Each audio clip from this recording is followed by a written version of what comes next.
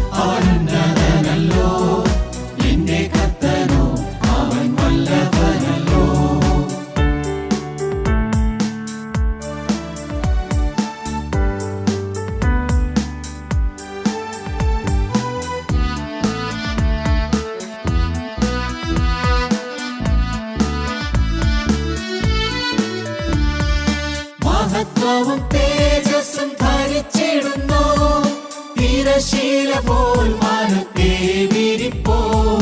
മഹത്വവും തേജസ്സും ധരിച്ചിടുന്നു തിരശീല പോൽ മാനത്തെ വിരിപ്പോ. മേഘങ്ങളെ തന്റെ തേരാക്കിയും കാറ്റിൻ ചിറകിൻ മീതെ സഞ്ചരിക്കുന്നു. മേഘങ്ങളെ തന്റെ തേരാക്കിയും കാറ്റിൻ ചിറകിൻ മീതെ സഞ്ചരിക്കുന്നു. ആ എന്റെ ദൈവമോ അവനുന്നതനല്ലോ, എന്റെ കർത്തനോ അവൻ വല്ലഭനല്ലോ. ആ എന്റെ ദൈവമോ അവനുന്നതനല്ലോ, എന്റെ കർത്തനോ അവൻ വല്ലഭനല്ലോ.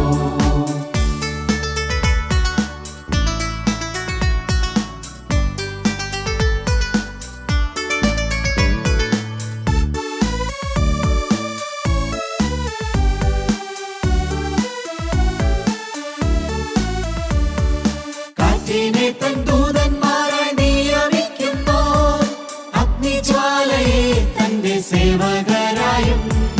കാറ്റിനെ തൻ ദൂതന്മാരായി നിയമിക്കുന്നു, അഗ്നിജ്വാലയെ തന്റെ സേവകരായും. മരണപാതാളത്തിൻ താക്കോലുള്ളവൻ, എന്നേക്കും നിത്യജീവനേകിടുന്നവൻ. മരണപാതാളത്തിൻ താക്കോലുള്ളവൻ, എന്നേക്കും നിത്യജീവനേകിടുന്നവൻ. ആ എന്റെ ദൈവമോ അവനുന്നതനല്ലോ, എന്റെ കർത്തനോ അവൻ വല്ലഭനല്ലോ. ആ എന്റെ ദൈവമോ അവനുന്നതനല്ലോ, എന്റെ കർത്തനോ അവൻ വല്ലഭനല്ലോ.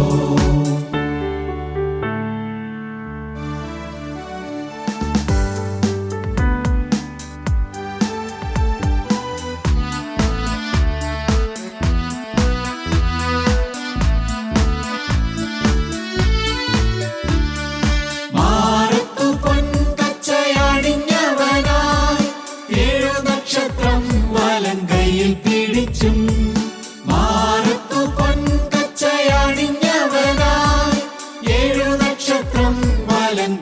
പിടിച്ചും.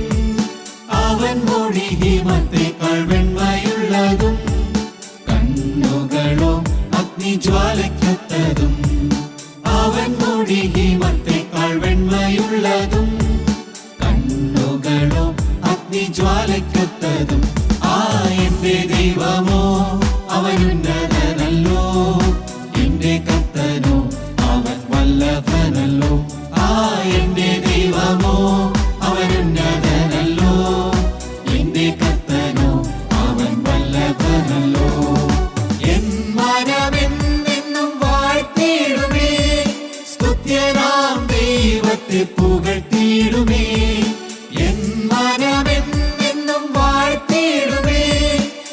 നിത്യനാം ദൈവത്തെ പുകഴ്ത്തിയിടുമേ. സർവമഹത്വത്തിനും യോഗ്യനവൻ, യാഗെന്നല്ലോ അവൻ ശ്രേഷ്ഠനാമം. സർവമഹത്വത്തിനും യോഗ്യനവൻ, യാഗെന്നല്ലോ അവൻ ശ്രേഷ്ഠനാമം. എന്റെ ദൈവമോ അവനുന്നതനല്ലോ, എന്റെ കർത്തനോ അവൻ വല്ലഭനല്ലോ. എന്റെ ദൈവമോ അവനുന്നതനല്ലോ, എന്റെ കർത്തനോ അവൻ വല്ലഭനല്ലോ. ദൈവത്തിന് സ്തോത്രം. കൂടെ കൂടെ ദൈവത്തിൻ്റെ വചനം കേൾക്കുവാൻ നമുക്ക് ദൈവം ഭാഗ്യം തന്നിരിക്കുകയാണ്. ഈ ദൈവവചനമാണ് മനുഷ്യനെ നിത്യതയിലേക്ക് കൊണ്ടുപോകുന്നത്. ഈ വചനം അനുസരിക്കുന്നവർക്കാണ് നിത്യജീവൻ ലഭിക്കുന്നത്. ഈ വചനം അനുസരിക്കുന്നവർക്കാണ് അദൃശ്യനായ ദൈവത്തെ ആത്മാവിൻ്റെ കണ്ണ് തുറന്ന് കാണാൻ പറ്റുന്നത്. ഏറ്റവും ഭാഗ്യകരമായ ഒരു കാര്യമാണ് ദൈവവചനത്തിന് കീഴ്പ്പെട്ടും വിനയപ്പെട്ടും അതനുസരിക്കാൻ ഒരു ആഗ്രഹം കിട്ടുക എന്ന് പറയുന്നത് തന്നെ വലിയ കൃപയാണ്. ഈ ലോകത്തിൻ്റെ വലിയ ആകർഷണത്തിൽ നിന്നും എനിക്ക് വേണ്ട, എൻ്റെ ദൈവം എനിക്ക് മതിയെന്ന് പറയുന്ന ഒരനുഭവം ഏറ്റവും ഭാഗ്യകരമായ കാര്യം തന്നെയാണ്. അവരെ പൊന്നുപോലെ ദൈവം ഈ ലോകത്തിൽ നടത്തി അവസാനം ശുദ്ധീകരണം കഴിഞ്ഞ് അവരെ സ്വർഗരാജ്യത്തിലേക്ക് കൂട്ടിക്കൊണ്ട് പോവുക തന്നെ ചെയ്യും. എന്നാൽ അനേകർക്ക് ഇത് പിടികിട്ടുന്നില്ല, അവരുടെ ബുദ്ധിയിൽ അത് മനസ്സിലാകുന്നില്ല. കാരണം അത്രമാത്രം ലോകത്തിൻ്റെ സ്വാധീനമാണ് ഈ മനുഷ്യൻ്റെ മേൽ നിൽക്കുന്നത്. കർത്താവ് വന്ന കാലത്ത് ഒരു വൈദികൻ കർത്താവിനോട് ചോദിക്കുന്ന ഒരു ചോദ്യമുണ്ട്. ന്യായപ്രമാണത്തിൽ ഏത് കൽപ്പന വലിയത്? മത്തായിയുടെ സുവിശേഷം 22-ാം അധ്യായത്തിൻ്റെ 36-ാമത്തെ വാക്യമാണ്. വൈദികനാണ്, എല്ലാ കാര്യങ്ങളും അവന് അറിയാവുന്നതാണ്, ഒരു പുരോഹിതനാണ്, ജനത്തെ പഠിപ്പിക്കുന്നവനാണ്. ന്യായപ്രമാണം ദൈവം കൊടുത്തിട്ടുണ്ട്. പക്ഷേ അതിൽ തൃപ്തിയില്ലാഞ്ഞിട്ടാണോ ചോദിക്കുകയാണ്, ന്യായപ്രമാണത്തിൽ ഏറ്റവും വലിയതേത്? കർത്താവ് ഉടനെ ഉത്തരം പറഞ്ഞു, നിന്റെ ദൈവമായ കർത്താവിനെ പൂർണ്ണ ഹൃദയത്തോടും പൂർണ്ണ ആത്മാവോടും പൂർണ്ണ മനസ്സോടും കൂടെ സ്നേഹിക്കണം. ഇതാകുന്നു വലിയതും ഒന്നാമത്തെയുമായ കൽപ്പന. രണ്ടാമത്തെ അതിനോട് സമം, കൂട്ടുകാരനെ നിന്നെപ്പോലെ സ്നേഹിക്കണം. വളരെ ചുരുങ്ങിയാണ് 10 കൽപ്പന അവർക്ക് കൊടുത്തിട്ടുണ്ടായിരുന്നു. വളരെ വിശദമായിട്ടാണ് ആ കൽപ്പന കൊടുത്ത. കാരണം 430 സംവത്സരക്കാലം ജാതികളുടെ ഇടയിൽ ജീവിച്ച അബ്രഹാമിൻ്റെ സന്തതിക്ക് ദൈവം ആരാണെന്നോ, ദൈവത്തിൻ്റെ വിശുദ്ധി എന്താണെന്നോ, ദൈവത്തിൻ്റെ സ്നേഹം എന്താണെന്നോ, ദൈവത്തിൻ്റെ കരുതൽ എന്താണെന്നോ, ഒരു ദൈവം ജീവിക്കുന്നു എന്നുള്ള ബോധം പോലും ആ വലിയൊരു കൂട്ടം ജനത്തിൻ്റെ ഹൃദയത്തിൽ നിന്ന് മാഞ്ഞുപോയി. മിസ്രൈമിലെ കഷ്ടപ്പാടും മിസ്രൈമിലെ വേദനകൾ കൊണ്ടും അവർ വലഞ്ഞതുകൊണ്ട് അവർക്ക് ഇങ്ങനെയുള്ള കാര്യങ്ങളൊന്നും ചിന്തിക്കാൻ അല്പം പോലും നേരമില്ല. അവരുടെ ദൈനംദിന ജീവിത പ്രശ്നം അവരെ അങ്ങ് അതുപോലെ അലട്ടിയിരുന്നു. കഠിനമായ ജോലിയിൽ ക്ഷീണിച്ച് ചാട്ടുവാറിൻ്റെ അടിയേറ്റ് അല്പം ഭക്ഷണം കിട്ടും, ദിവസവും ഇങ്ങനെ തന്നെ പോയി അവർ വലഞ്ഞുപോയി. അവർ ദൈവത്തോട് നിലവിളിച്ചാണ് മോശയിൽ കൂടെ ദൈവം അവരെ വീണ്ടെടുത്തത്. ഒരു സ്വന്തം ജനമായിട്ട്, ദൈവത്തിന് അനുഗ്രഹിക്കാൻ പറ്റിയ ജനമായിട്ട്, ദൈവത്തിന് അവരോട് കൂടെ വസിക്കാൻ പറ്റിയ ഒരു ജനമായിട്ട് അവരെ വേർതിരിക്കാൻ ദൈവം ആഗ്രഹിച്ചു. പ്രത്യേകം ശ്രദ്ധിക്കണം, കോടാനുകോടി ജനങ്ങൾ ഈ ഭൂമിയിലുണ്ടെങ്കിലും ദൈവത്തിന് എന്നും എക്കാലത്തും ഉള്ളൊരു കൊതിയാണ് എൻ്റെ നാമത്തിൽ അറിയപ്പെടുന്ന ജനം, എന്നെ സ്നേഹിക്കുന്ന ജനം, എന്നെ അനുസരിക്കുന്ന ജനം, എൻ്റെ വചനം അനുസരിക്കുന്ന ജനം, ഞാൻ വിശുദ്ധനായിരിക്കുന്നത് പോലെ വിശുദ്ധിയിൽ ജീവിക്കുന്ന ഒരു കൂട്ടം ജനം.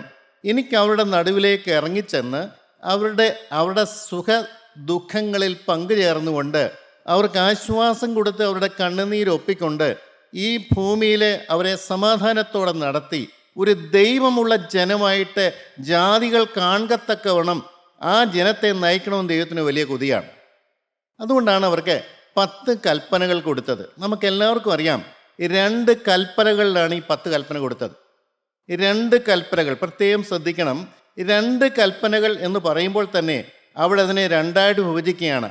ആദ്യത്തെ ഒരു 5 കൽപ്പന ദൈവത്തോട് ബന്ധപ്പെട്ട കൽപ്പനയും പിന്നത്തെ 5 കൽപ്പന മനുഷ്യരോട് ബന്ധപ്പെട്ട കൽപ്പനയുമാണ്. നമുക്കെല്ലാവർക്കും അറിയാം, കർത്താവ് വ്യക്തമായിട്ട് പറഞ്ഞൊരു കാര്യമുണ്ട്, യഹോവയായ ഞാനാണ് നിങ്ങളുടെ ദൈവം, വേറൊരു ദൈവമില്ല.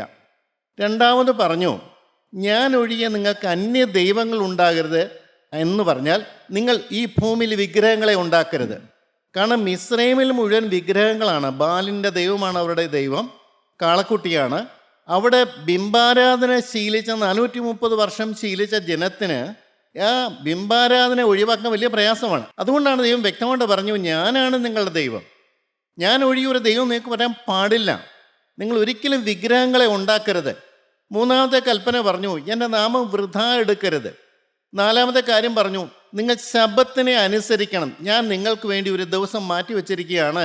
നിങ്ങൾ എൻ്റെ സന്നിധിയിൽ വന്നിരുന്ന് എൻ്റെ സന്തോഷത്തിൽ നിങ്ങൾ പങ്കുചേരണം. ഞാൻ നിങ്ങളെ അനുഗ്രഹിക്കും. നിങ്ങളുടെ ജോലികളെല്ലാം വിട്ട് നിങ്ങൾ എൻ്റെ അടുത്ത് വന്ന് എൻ്റെ കാൽപാദങ്ങളിരുന്നുകൊണ്ട് എൻ്റെ അനുഗ്രഹം നീ പ്രാപിക്കണം. അഞ്ചാമത്തെ കൽപ്പനയാണ്, നിനക്ക് ഭൂമിയിൽ ദീർഘായുസ് ഉണ്ടാകാൻ വേണ്ടി നീ അപ്പനെയും അമ്മയും ബഹുമാനിക്കണം. അപ്പം ഇത് ദൈവത്തോടുള്ള ബന്ധത്തിലാണ് ദൈവത്തിൻ്റെ കൽപ്പനകൾ. ആ ദൈവത്തോടുള്ള ബന്ധത്തിൽ നീ അനുസരിക്കുമ്പോൾ മാത്രമാണ് രണ്ടാമത് പറയുന്ന 5 കൽപ്പനകൾ അനുസരിക്കാൻ പറ്റുള്ളൂ. രണ്ടാമത്തേന് കുല ചെയ്യരുത്, വ്യഭിചാരം ചെയ്യരുത്, മോഷ്ടിക്കരുത്, കൂട്ടുകാരനോട് നീ കള്ളസാക്ഷ്യം പറയരുത്, കൂട്ടുകാരനുള്ള യാതൊന്നും നീ മോഹിക്കരുത്. എല്ലാം എത്ര അർത്ഥവത്തായ കാര്യമാണ്. ഈ 10 കൽപ്പനയാണ് കർത്താവ് രണ്ടായിട്ട് പറഞ്ഞത്. നിന്റെ ദൈവമായ യഹോവയെ പൂർണ്ണ ഹൃദയത്തോടും പൂർണ്ണ മനസ്സോടും പൂർണ്ണ ആത്മാവും കൂടി സ്നേഹിക്കുക. ദൈവത്തെ മാത്രം സ്നേഹിക്കുക. കണ്ണുകൊണ്ട് കാണാത്ത ദൈവത്തെ സ്നേഹിക്കുക. ആ ദൈവത്തിൻ്റെ സ്നേഹം, എന്നോടുള്ള സ്നേഹം എന്താണെന്ന് നീ തിരിച്ചറിയുക. ഞാനാണ് നിന്നെ ഭൂമിയിൽ സ്നേഹിക്കുന്നത്. ഞാനാണ് നിന്നെ കൈപിടിച്ച് നടത്താൻ പോകുന്നത്. ഞാൻ നിനക്ക് സമാധാനവും സന്തോഷവും ആശ്വാസവും തരും. നീ എന്നെ തിരിച്ചറിയുക, എന്നെ നീ സ്നേഹിക്കുക. ഞാനാണ് നിങ്ങളെ മിസ്രൈമിൻ്റെ വലിയ ഉരുക്ക് ഉലയിൽ നിന്നും ഞാനാണ് നിങ്ങളെ വിടുവിച്ചത്. ഞാൻ വലിയ കഷ്ടപ്പെട്ടാണ് ഞാൻ നിങ്ങളെ വീണ്ടെടുത്തിരിക്കുന്നത്. നിങ്ങൾ എൻ്റെ ജനമായിരിക്കണം, ജാതികളെപ്പോലെ നിങ്ങൾ ജീവിക്കരുത്.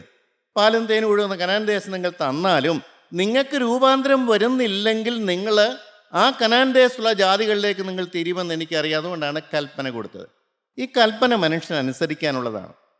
അനേകർക്കുള്ള പ്രശ്നം, ഈ ദൈവമായ യഹോവയെ കണ്ണുകൊണ്ട് കാണാത്ത ദൈവത്തെ എങ്ങനെ സ്നേഹിക്കാൻ പറ്റും?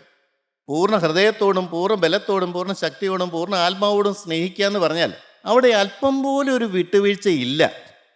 വേറൊരു സ്നേഹം വരാൻ സാധ്യമല്ല. വേറൊരു സ്നേഹം വന്നാൽ അത് പൈശാചികൻ്റെ സ്നേഹമാണ്. അതിൽ കൂടെ നുഴഞ്ഞു കയറി സന്തോഷത്തിൻ്റെയും സമാധാനത്തിൻ്റെയും ജീവനം തകർത്ത് കളഞ്ഞ് ഏഴം തോട്ടത്തിന് പുറത്താകുന്ന അവസ്ഥ വരും ദൈവത്തിന് അറിയാം. നമുക്കെല്ലാവർക്കും അറിയാം, ആദാനും ഹവ്വായ്ക്ക് എന്ത് കുറവുണ്ടായിട്ടാണ്?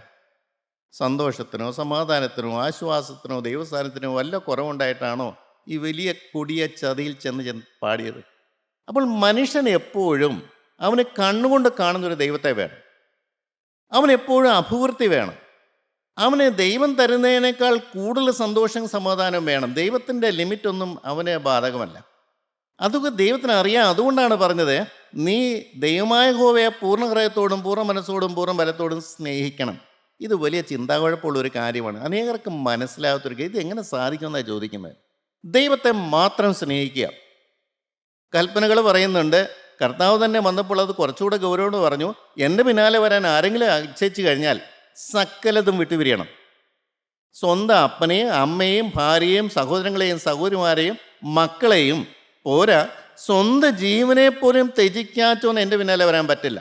അത്രമാത്രം ദൈവം വളരെ കർശനമുള്ള ദൈവമാണ്. ആ ദൈവത്തിൻ്റെ സ്നേഹം വേറെ എങ്ങോട്ടും പോകാൻ ദൈവം ആഗ്രഹിക്കുന്നില്ല. മനുഷ്യനെ സ്നേഹം കൊണ്ട് നിറച്ച് അവനെ ഭൂമിയെ സാക്ഷിയാക്കി നിർത്തി ഒരു ദൈവമുണ്ടെന്ന് തെളിയിച്ചു കൊടുക്കാൻ ഒരു വ്യക്തിയെ ദൈവം അന്വേഷിക്കുകയാണ് ഓരോ കാലഘട്ടത്തിലും. അതെല്ലാവരുടെ മുമ്പിലേക്ക് ഇട്ടുകൊടുത്തിരിക്കുകയാണ്. ആര് എന്നെ സ്നേഹിക്കും? ആരെൻ്റെ പക്ഷത്ത് നിൽക്കും? ആരെൻ്റെ വചനമനുസരിക്കും? ആരെൻ്റെ നാമത്തിൽ നിൽക്കും? ജനത്തിന് കണ്ണുകൊണ്ട് കാണാത്ത ദൈവത്തെ ആര് കാണിച്ചു കൊടുക്കും? ജീവിതത്തിൻ്റെ അനുഭവം കൊണ്ട് ഈ ദൈവം സത്യമായൊരു ദൈവമാണ്. ഈ ദൈവം ആത്മാവാകുന്ന ദൈവമാണ്. ഈ ദൈവത്തെ നമുക്ക് കാണാൻ പറ്റും. ആത്മാവിൻ്റെ കണ്ണു തുറന്നു കിട്ടിയാൽ നമുക്ക് ആ ദൈവത്തെ കാണാൻ പറ്റും. ആ ദൈവം സ്നേഹം മാത്രമാണ്. നമ്മുടെ പാപങ്ങൾക്ക് തക്കവണ്ണം നമ്മളോട് പകരം ചെയ്യുന്ന ദൈവമല്ല. നമ്മളെ കോപത്തോട് നോക്കുന്നതല്ല. അവൻ്റെ കോപം ക്ഷണനേരത്തേക്കേ ഉള്ളൂ എന്നാണ് പറഞ്ഞത്. പ്രിയപ്പെട്ടവർ, എക്കാലത്തും ദൈവം നോക്കുന്ന ഒരു മനുഷ്യനെ നോക്കുകയാണ്. എൻ്റെ കൽപ്പന അനുസരിക്കുന്ന ഒരു മനുഷ്യൻ, എന്നെ മാനിക്കുന്ന ഒരു മനുഷ്യൻ, എന്നെ സ്നേഹിക്കുന്ന ഒരു മനുഷ്യൻ, എനിക്ക് വേണ്ടി ലോകസുഖങ്ങളെല്ലാം വിട്ട് നിൽക്കാൻ ഉള്ള ഒരു മനുഷ്യൻ. എന്താണ് ദൈവത്തെ സ്നേഹിക്കാൻ കറിയുന്ന കാര്യം? ദൈവം നമുക്ക് എന്ത് ചെയ്ത് തന്നിട്ടാണ് പറഞ്ഞത് ദൈവത്തെ സ്നേഹിക്കണമെന്നുള്ളത്? പ്രിയപ്പെട്ടവരെ, പഴയ കാലത്ത് അത് അത്രയും ക്ലിയർ ആയിരുന്നില്ല. അവർക്ക് പ്രമാണം കൊടുത്തു, ആ പ്രമാണം ഒരിക്കലും അവർക്ക് അനുസരിക്കാൻ പറ്റിയില്ല.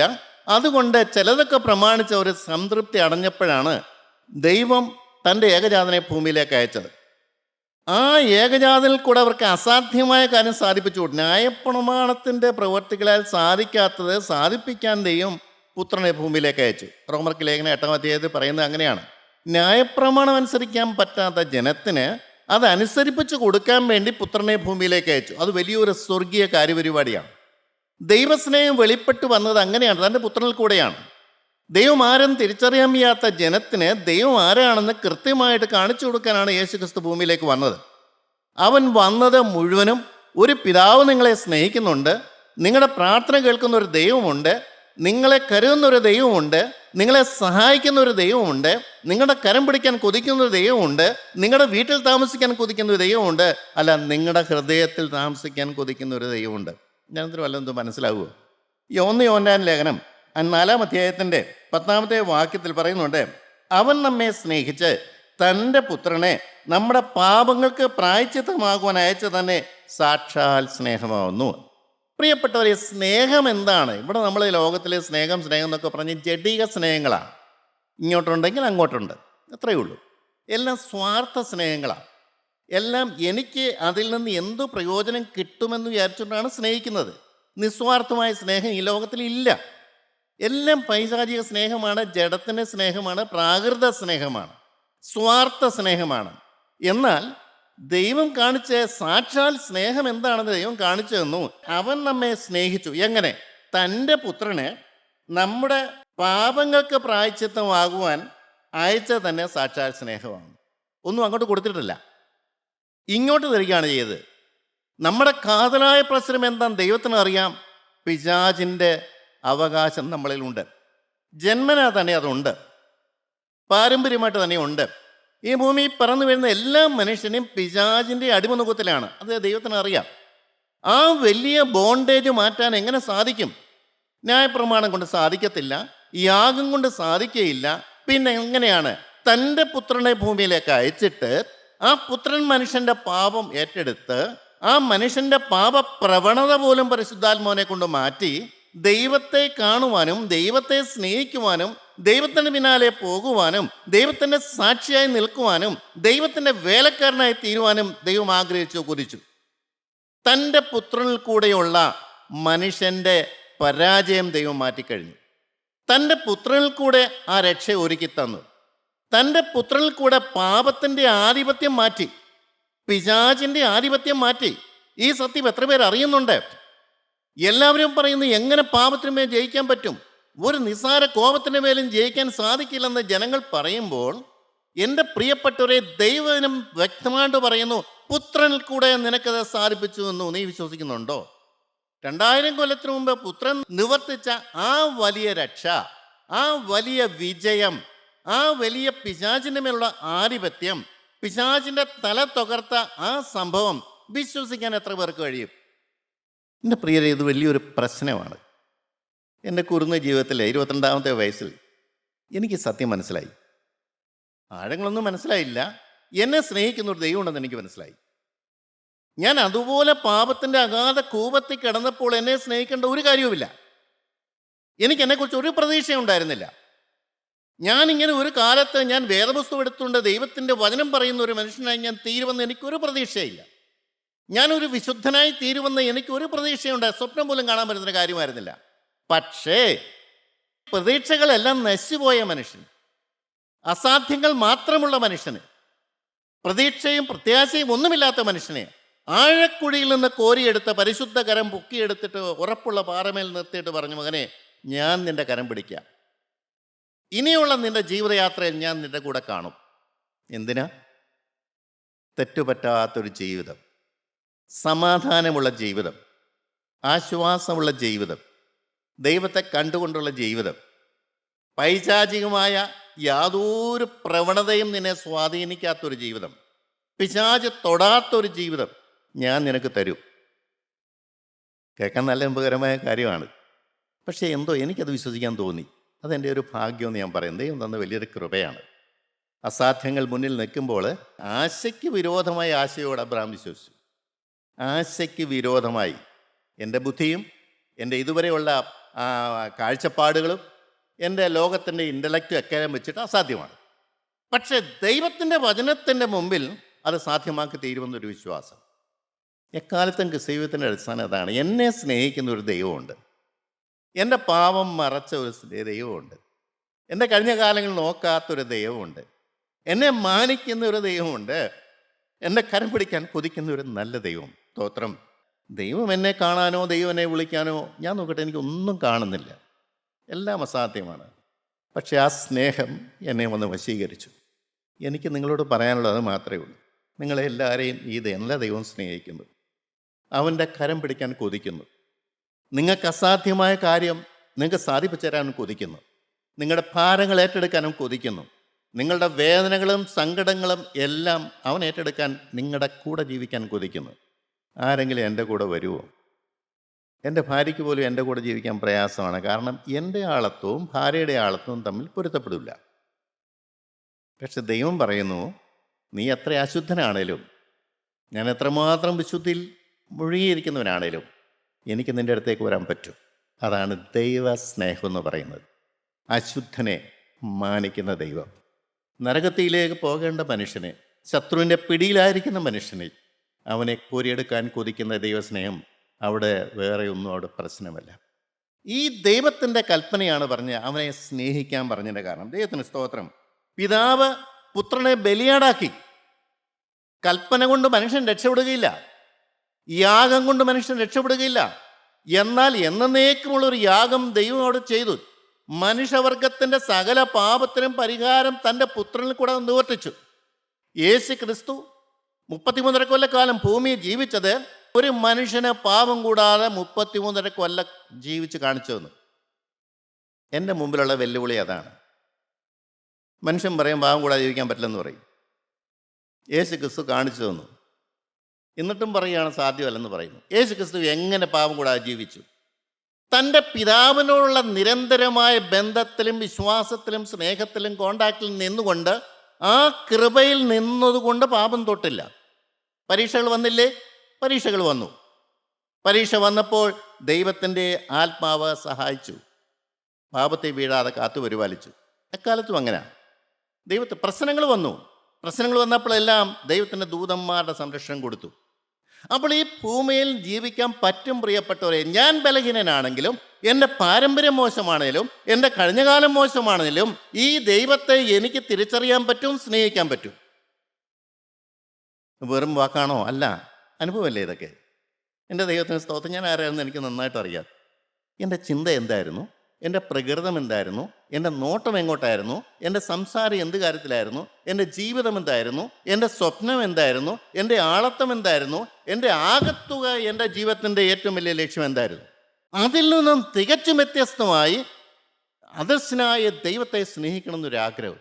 എൻ്റെ പ്രിയപ്പെട്ടവരെ, ഇത് ദൈവം തരുന്നതല്ലാതെ വേറെ ആര് തരുന്നതാണ്? ദൈവത്തിൻ്റെ കൃപയാണത്. എന്തെല്ലാം പ്രതികൂലങ്ങളുണ്ടെങ്കിലും ആ പ്രതികൂലങ്ങളെ മാറ്റിയിട്ട് ദൈവം ഒരു മനുഷ്യനെ സ്നേഹിക്കുന്നു. ആ സ്നേഹം തിരിച്ചറിയാനാണ് ഒന്നാമത്തെ കൽപ്പന എന്ന് പറയുന്നത്. ആ എന്നെ സ്നേഹിച്ച സ്നേഹം, എന്നെ കരുതിയ സ്നേഹം, എന്നെ മാനിച്ച സ്നേഹം, എന്നോട് ക്ഷമിച്ച സ്നേഹം, എന്നെ ആദരിച്ച സ്നേഹം, എന്നെ മാനിച്ച സ്നേഹം, എൻ്റെ കരം പിടിച്ച് നടത്തിയ സ്നേഹം. എൻ്റെ ദൈവത്തിന് സ്തോത്രം. പ്രിയപ്പെട്ടവരെ, ഒന്ന് ആലോചിച്ച് നോക്കിയേ. പ്രാർത്ഥിക്കാൻ അല്പം പോലും താല്പര്യമില്ലാത്ത മനുഷ്യൻ എങ്ങനെ താല്പര്യം വരുന്നത്? ഉയരത്തിലേക്ക് നോക്കാൻ കഴിയാത്ത മനുഷ്യൻ എങ്ങനെ ഉയരത്തിലേക്ക് നോക്കുന്നത്? എപ്പോഴും സന്തോഷിക്കാൻ പറയുന്ന ദൈവത്തിന് ആർക്ക് സാധിക്കും? അത് ആ സന്തോഷം ദൈവം തരുന്നില്ലേ? ഏകാഗ്രതയുള്ള ഹൃദയം എത്രമാത്രം താല്പര്യമുള്ള കാര്യമാണ്. എൻ്റെ ദൈവത്തിന് സ്തോത്രം. അതൊക്കെ എങ്ങനെ തരുന്നത്? ഒരു ദൈവം ജീവിക്കുന്നുണ്ടല്ലേ. ഒരു ദൈവം ജീവിക്കുന്നു. ആ ദൈവം ഞാനുമായിട്ടുള്ള ബന്ധത്തിൽ നിൽക്കുന്നതുകൊണ്ടല്ലേ. അസാധ്യമായ കാര്യങ്ങൾ, വേദപുസ്തകത്തിൽ എഴുതിയിരിക്കുന്ന കാര്യങ്ങളൊക്കെയും എനിക്ക് അനുസരിക്കാനുള്ളതാണ്. ദൈവത്തിന് സ്തോത്രം. എന്താ പ്രിയപ്പെട്ടവരെ, അവൻ നമുക്ക് തന്നത് പുത്രത്വമാണ്. സ്വർഗത്തിലെ ദൈവത്തിൻ്റെ മകനാകാനുള്ള മകളാകാനുള്ള ഭാഗ്യമാണ് ദൈവം തന്നത്. താണ നിലവാരമല്ല, ഒരു ദാസനാകാനല്ല പറഞ്ഞത്. അവൻ്റെ പുത്രൻ കർത്താവായ യേശുക്രിസ്തു വ്യക്തമായി അറിഞ്ഞു, ഇനി ഞാൻ നിങ്ങളെ സഹോദരൻ എന്ന് വിളിക്കുന്നു. കാരണം ദൈവം അതാണ് കണ്ടിരിക്കുന്നത്. പുത്രത്വമാണ് തന്നത്, പുത്രൻ്റെ ആത്മാവിനെയാണ് തന്നത്. പുത്രൻ്റെ ആത്മാവിനെ പുത്രനാക്കി തീർത്തു, കഴുകി വെടിപ്പാക്കി തീർത്തു. കർത്താവ് തന്നെ വ്യക്തമായിട്ട് പറഞ്ഞു, ഞാൻ ഇരിക്കുന്ന സ്ഥലം, പിതാവ് എന്നെ മാനിച്ച് എനിക്ക് തരുന്ന സ്ഥാനം, ആ സ്ഥാനത്തിനടുത്ത് ഞാൻ നിങ്ങളെ ഇരുത്തും. അവിടെ മാറ്റമൊന്നുമില്ല. എത്ര കഴിഞ്ഞ കാലങ്ങൾ മോശമാണേലും പുത്രൻ എന്നുള്ള പദവി, അപ്പ പിതാവേ എന്ന് വിളിക്കാനുള്ള ഭാഗ്യപദവി, എൻ്റെ അപ്പ, എന്നെ സ്നേഹിച്ച പിതാവേ എന്ന് വിളിക്കാനുള്ള ഭാഗ്യപദവി. രണ്ടാമത്തെ കാര്യം, സകല സത്യത്തിലും ദൈവത്തെ കാണാൻ പറ്റുന്നില്ലെങ്കിലും നമ്മളെ വഴി നടത്താൻ ഒരു പരിശുദ്ധാത്മാവിനെ നമുക്ക് തന്നു. പരിശുദ്ധാത്മാ സകല സത്യത്തിൽ നമ്മളെ വഴി നടത്തുകയാണ്. തെറ്റേതാ ശരിയേതാണ് എന്നെല്ലാം മനസ്സിലാക്കി തന്ന് നമ്മൾ സ്ലിപ്പറി ആയിട്ടുള്ള സ്ഥലത്തൂടെ പോകുമ്പോൾ പോലും ദൈവത്തിൻ്റെ താങ്ങും തണലും തന്ന്, ദൈവത്തിൻ്റെ വചനം തന്ന് തെറ്റുപറ്റാത്തൊരു ജീവിതം നേടാൻ പരിശുദ്ധാത്മാവ്. പ്രിയപ്പെട്ടവരെ, എത്ര പേര് ഈ പരിശുദ്ധാത്മാവ് എൻ്റെ ഹൃദയത്തിലുണ്ടോ ഇല്ലയോ എന്നുള്ളത് തിരിച്ചറിയുന്നുണ്ട്? എങ്ങനെ അറിയാൻ പ്രിയരെ? പരിശുദ്ധാത്മാവ് ഉണ്ടെങ്കിൽ നമ്മൾ ദൈവപക്ഷത്തേക്ക് ചാഞ്ഞു നിൽക്കും. പരിശുദ്ധാത്മാവ് ഉണ്ടെങ്കിൽ പാപത്തോട് അല്പം പോലും താല്പര്യം കാണില്ല. പരിശുദ്ധാത്മാവ് ഉണ്ടെങ്കിൽ തെറ്റിലേക്ക് പോകാതെ ഞാൻ വേറുപെട്ട് നിൽക്കും. പരിശുദ്ധാത്മാവ് ഉണ്ടെങ്കിൽ നമ്മുടെ ചിന്ത ഉയരത്തിലേക്ക് പോകും.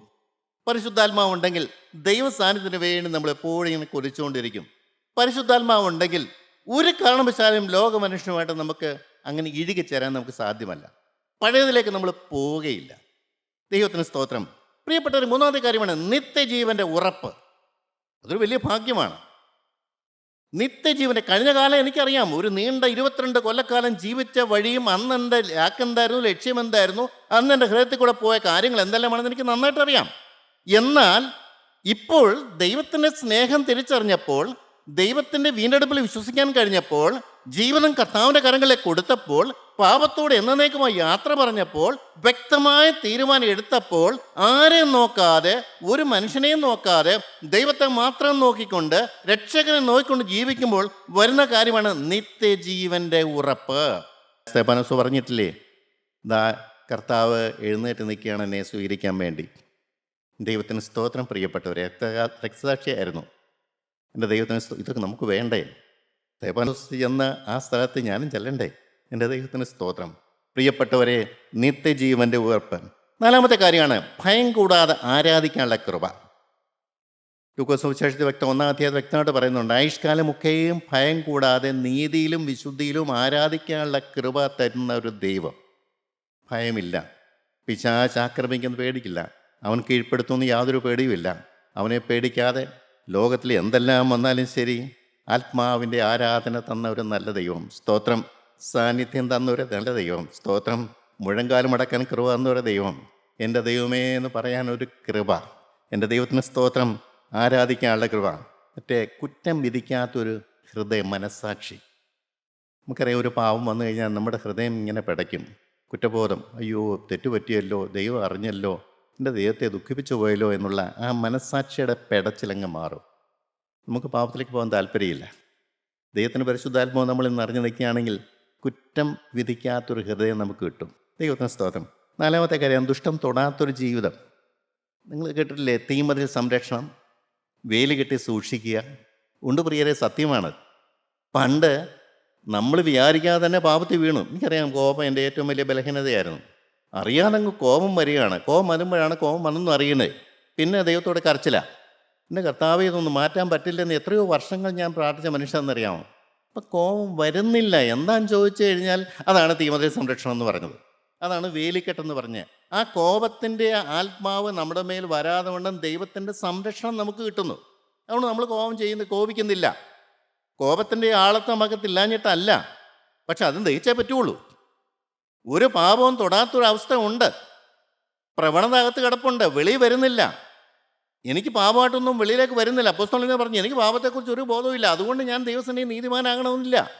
എൻ്റെ ആളത്വത്തിന് അതിനകത്തെല്ലാം കിടപ്പുണ്ട്. എനിക്ക് മനസ്സിലാകാത്ത പല കാര്യങ്ങളും കിടപ്പുണ്ട്. അതിനുവേണ്ടി കാത്തിരിക്കുകയാണ്. തീ ഇറങ്ങാൻ വേണ്ടി കാത്തിരിക്കുകയാണ്. തേജസ്കരന് വേണ്ടി കാത്തിരിക്കുകയാണ്. ആത്മാവിൻ്റെ അഭിഷേകത്തിന് വേണ്ടി കാത്തിരിക്കുകയാണ്. ആത്മാവ് തേജസ്സോടെ ഇറങ്ങി വന്ന് സമ്പൂർണ്ണമായ ശുദ്ധീകരണം പ്രാപിക്കാൻ വേണ്ടി കാത്തിരിക്കുകയാണ്. അതുകൊണ്ടാണ് ഭയം കൂടാത്ത ജീവിതമുണ്ട്, ആരാധനയുടെ ജീവിതമുണ്ട്, ദുഷ്ടം തൊടാത്ത ജീവിതമുണ്ട്. ദൈവ സാന്നിധ്യം ഏറ്റവും വിലപിടിപ്പുള്ളൊരു കാര്യമാണ്. എവിടെയായാലും ഏത് സമയത്തായാലും ഏത് സാഹചര്യമാണെങ്കിലും ദൈവസ്നേഹം. തെറ്റു പറ്റാവുന്ന സാഹചര്യത്തിൽ പോയാലും ശരി, ദൈവ സാന്നിധ്യത്തിന് വേണ്ടി കുറിച്ചാൽ അവിടെ കിട്ടുമെന്നാണ് പറഞ്ഞത്. എനിക്ക് പണ്ടൊന്നും മനസ്സിലാവില്ലായിരുന്നു. എവിടെയാണെങ്കിലും സാരമില്ല, ദൈവം ആഗ്രഹിക്കാത്ത സ്ഥലത്ത് പോകാൻ പാടില്ല. അത് പ്രത്യേകം ശ്രദ്ധിക്കേണ്ട കാര്യമാണ്. എന്തെങ്കിലും കാരണവശാൽ നമുക്ക് പ്രയാസം വന്നാൽ പോലും എൻ്റെ ദൈവമേ നിൻ്റെ സാന്നിധ്യം ഇങ്ങനെ തരണമേ എന്ന് പറഞ്ഞാൽ ഇടിച്ചിറങ്ങി വരുന്നൊരു സാന്നിധ്യമുണ്ട്, കാവൽ ചെയ്യുന്നൊരു സാന്നിധ്യമുണ്ട്. കർത്താവ് ഗത്സമനത്തോട്ടത്ത് വെച്ച് നിലവിളിച്ചു, കർത്താവെ കഴിയുമെങ്കിൽ പാനപാത്രങ്ങൾ നീക്കണമേ. അവിടെ ബുദ്ധിമുട്ടുള്ള കാര്യം, ടെൻഷനുള്ള കാര്യം വന്നു. സ്വർഗത്തിലെ ദൂതന്മാരെ താഴോട്ട് ഇറക്കി അവനെ ആശ്വസിപ്പിച്ചു. ഇത് ഇന്നും നടക്കുന്ന കാര്യമാണ്. ഞാൻ വിഷമിക്കുമ്പോൾ, ഞാൻ പ്രയാസപ്പെടുമ്പോൾ, ഞാൻ ഭാരപ്പെടുമ്പോൾ ആ സാന്നിധ്യം താഴേക്ക് വരാം. ഞാൻ പ്രാർത്ഥിച്ചു കഴിഞ്ഞാൽ, കർത്താവെ നിലവിളിച്ചാൽ, അപ്പം എപ്പോഴും ദൈവ സാന്നിധ്യമുള്ള ജീവിതം, സന്തോഷം നിറഞ്ഞ ജീവിതം. സന്തോഷമുണ്ടോ ഇന്ന് ഭൂമിയിൽ ആർക്കെങ്കിലും? ലോകകാര്യങ്ങൾ കണ്ടു പലപ്പോഴത്തേക്ക് സന്തോഷമുണ്ട്, അത് കഴിയുമ്പോൾ പിന്നെയും പോകും. ആ കാര്യം കൊണ്ട് തന്നെ ആ ദുഃഖം വരികയും ചെയ്യും. നമുക്ക് എന്ത് കാര്യത്തിൽ കൊണ്ട് സന്തോഷം കിട്ടിയോ കുറെ കഴിയുമ്പോൾ ആ കാര്യം കൊണ്ട് തന്നെ നമുക്ക് ദുഃഖം വരും. നിങ്ങൾ നോക്കിക്കോളൂ, ചിന്തിച്ച് നോക്കി, ഏത് കാര്യമാണെങ്കിലും അങ്ങനെയാണ്. ഏകാഗ്രതയുള്ള ജീവിതം, ഒറ്റ പോയിന്റിലേക്കുള്ള ലക്ഷ്യം എന്താണ്? നിന്റെ ദൈവമായ യഹോവയെ പൂർണ്ണ ഹൃദയത്തോടും പൂർണ്ണ മനസ്സോടും പൂർണ്ണ ബലത്തോടും ശക്തിയോടും കൂടി സ്നേഹിക്കുക. ദൈവത്തോട് സ്നേഹിക്കാൻ പറ്റുന്ന ഒരു നല്ല ഹൃദയം, ഏറ്റവും വലിയ ഭാഗ്യം അതാണ്. ദൈവത്തിന് സ്തോത്രം. രണ്ടാമത്തെ കാര്യമാണ് കൂട്ടുകാരനെ നിന്നെ പോലെ സ്നേഹിക്കുക. ഏതായി കൂട്ടുകാരൻ? കൂട്ടുകാരൻ എന്ന് പറഞ്ഞു കഴിഞ്ഞാൽ ദൈവത്തിൻ്റെ ആത്മാവിൻ്റെ വീണ്ടെടുപ്പ് ഒരിക്കൽ ലഭിച്ച മനുഷ്യൻ, ദൈവത്തിൻ്റെ മകനായ ദൈവം കണ്ടവൻ, ദൈവത്തിൻ്റെ വചനപ്രകാരം ജീവിക്കാൻ തീരുമാനമെടുത്തവൻ, അവനാണ് കൂട്ടുകാരൻ. ദൈവത്തിന് സ്തോത്രം. വ്യക്തമായിട്ട് മനസ്സിലാക്കണം പ്രിയപ്പെട്ട, ലോകത്തിലുള്ള എല്ലാവരും കൂട്ടുകാരൊന്നുമല്ല. നിന്റെ കൂടെ കൂടാൻ പറ്റിയ ആള്, നിന്റെ കാഴ്ചപ്പാടിനോട് യോജിക്കാൻ പറ്റിയ ആള്, നീ ആരുടെ പിന്നാലെ പോകുന്നു അതേ കാഴ്ചപ്പാടുള്ള ഒരു മനുഷ്യൻ, അതാണ് കൂട്ടുകാരൻ എന്ന് പറഞ്ഞത്. എൻ്റെ ദൈവത്തിന് സ്തോത്രം. പ്രിയപ്പെട്ട, ദൈവത്തെ മാനിക്കുന്നവൻ, ദൈവവചനത്തെ അനുസരിക്കുന്ന, ദൈവത്തിന് പിന്നാലെ പോകാൻ ലക്ഷ്യമാക്കിയവൻ, നിത്യജീവൻ ലക്ഷ്യമാക്കി പോകുന്നവൻ, ദൈവത്തിന് സ്തോത്രം. പ്രിയപ്പെട്ടവരെ, ആ നിങ്ങളെ സ്നേഹിച്ച പോലെ നിങ്ങളും തമ്മിൽ സ്നേഹിക്കണമെന്ന് കർത്താവ് പറഞ്ഞു. യെരുശലേമിൽ നിന്ന് പ്രിയപ്പെട്ടവരെ താഴേക്ക് പോയി യാത്ര ചെയ്തൊരു മനുഷ്യനെക്കുറിച്ച് അറിയാം. ആ മനുഷ്യന് അവനെ പോലും ആ കൂട്ടുകാരൻ ആരാന്ന് ചോദിച്ചു ദൈവം കൃത്യമായിട്ട് കാണിച്ചു കൊടുത്തു. പ്രശ്നത്തിലുള്ളവൻ, നിന്നെ വഴി തെറ്റിയവൻ, ദൈവത്തിൽ നിന്ന് വിട്ടുപോയവൻ, പിശാച പിന്മാറ്റത്തിലേക്ക് കൊണ്ടുപോയൻ, അവനെയും സ്നേഹിക്കാൻ കടപ്പാടാണ്. ദൈവത്തെ സ്നേഹിക്കുന്നവർക്ക് മാത്രമേ കൂട്ടുകാരനെ സ്നേഹിക്കാൻ പറ്റുള്ളൂ. ദൈവാത്മാവുള്ളവർക്ക് മാത്രമേ കൂട്ടുകാരനെ സ്നേഹിക്കാൻ പറ്റുള്ളൂ. പ്രിയപ്പെട്ടവരെ, നമ്മുടെ ജീവിതം എങ്ങനെയാണ്? നമ്മളൊന്ന് തിരിഞ്ഞു നോക്കണം. നമുക്ക് ഈ അല്ലാക്കൊണ്ടോ ലക്ഷ്യമുണ്ടോ? എൻ്റെ ദൈവത്തെ സ്നേഹിക്കുക, സഹോദരങ്ങളെ സ്നേഹിക്കുക. ദൈവനാമം മാത്രം മഹത്വപ്പെടുവാൻ ഇടയാകട്ടെ. ദൈവത്തിന് സ്തോത്രം.